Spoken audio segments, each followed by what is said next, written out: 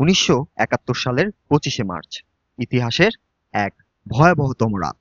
নিরস্ত্র বাঙালির ওপর হানাদার পাকিস্তানি বাহিনীর নৃশংস আক্রমণের দিন। এই রাতে ঢাকার আকাশ জুড়ে ছিল ধোঁয়া, আগুন আর অসংখ্য আর্তচিৎকার।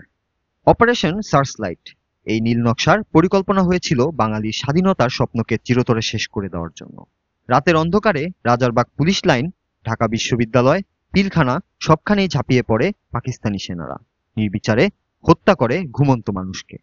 সেই রাতেই ঢাকা বিশ্ববিদ্যালয়ের জগন্নাথ হলে চলে ভয়াবহ হত্যাযজ্ঞ। শিক্ষক, শিক্ষার্থী কেউই রক্ষা পাননি। অধ্যাপক ডক্টর গোবিন্দচন্দ্র দেব, জ্যোতির্ময় গুহ ঠাকুরতা, অধ্যাপক সন্তোষ ভট্টাচার্যের মতো বরেণ্য শিক্ষকদেরও নির্মমভাবে হত্যা করা হয়। প্রত্যক্ষদর্শীরা জানান, শহরের রাস্তায় পড়েছিল শত শত লাশ। মার্কিন সাংবাদিক রবার্ট পেইন লিখেছিলেন, সেই রাতে হাজার হাজার মানুষকে হত্যা করা হয়। রাস্তায় রাস্তায় ছড়িয়ে ছিল লাশ, আর শকুনের মতো উড়ে বেড়াচ্ছিল পাকিস্তানি সেনারা। এই ভয়াল গণহত্যার স্বীকৃতি আজও আন্তর্জাতিকভাবে পুরোপুরি মেলেনি। তবে বাংলাদেশ 2017 সালে 25শে মার্চকে গণহত্যা দিবস হিসেবে ঘোষণা করে।